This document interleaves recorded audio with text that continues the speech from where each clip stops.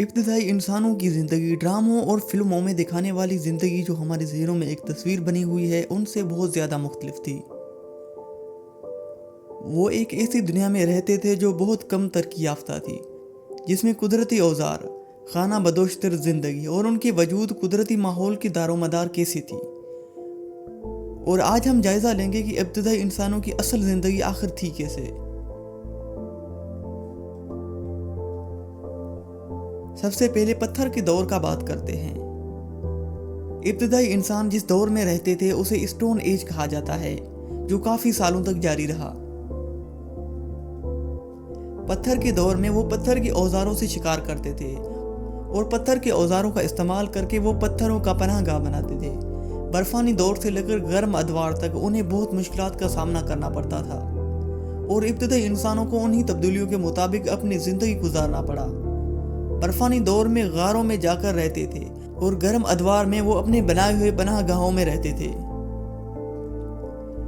ابتدائی دور کے انسان کچھ ترقی کرنے کے بعد عام طور پر چھوٹے قریبی گروہوں یا قبائل میں رہتے تھے اور یہ جماعت شکار کر کے انہیں جمع کرنے کے باوجود یہ ایک دوسرے کی حفاظت کرنے میں بھی ایک دوسرے سے تعاون کرتے تھے۔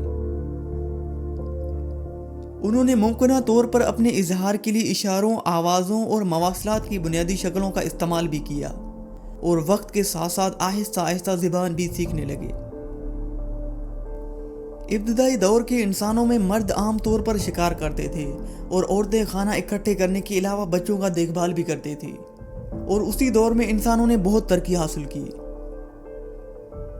اس دور میں انسان جانوروں کی شکار، ماہی گیری اور پودوں، پھلوں، بیجوں اور گرے دار میوہ جمع کرنے پر مشتمل تھی، اور ان کے علاوہ انہوں نے شکار کرنے کے لیے پتھروں، ہڈیوں اور لکڑی سے اوزار بنائے جو شکار کرنے، کاٹنے اور جمع کرنے میں ان کی بہت زیادہ مدد کرتی تھی۔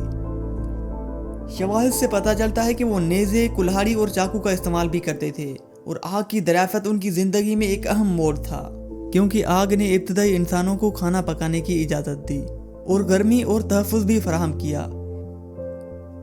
ابتدائی انسانوں کو جنگلی جانوروں، سخت موسم اور وسائل کے لیے مسابقت سے مسلسل خطرات کا سامنا تھا۔ انہیں زندہ رہنے کے لیے حالات کے مطابق رہنا پڑا۔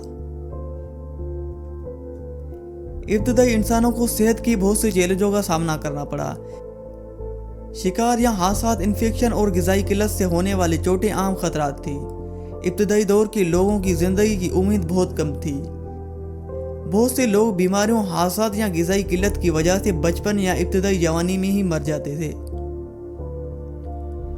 تخلیقی صلاحیتوں اور ثقافت کی ابتدائی علامات میں سے کچھ نقش و نگار میں پائے جاتے ہیں، جیسے لاسکا کس فرانس میں ان کی پاروں میں اکثر جانوروں اور شکار کی مناظر کو دکھایا گیا تھا، اور ان کے بعد ابتدائی انسانوں نے اپنے مردہ کو دفنانا بھی شروع کیا۔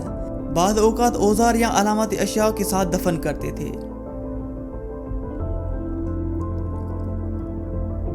وقت کے ساتھ ساتھ ابتدائی انسانوں نے مخصوص کاموں کے لیے مزید خصوصی اوزار بنانا شروع کیے، جیسے جانوروں کی کھالیں اتارنا اور گوشت کاٹنا۔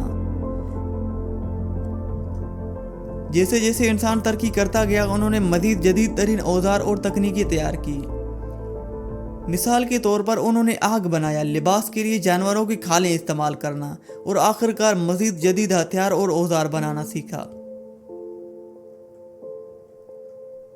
ہومو ہیبیلس 23 لاکھ سال پہلے انسانوں کی قدیم ترین قسم تھی، جو پتھر کی بنیادی اوزار بنانے کی قابل تھی۔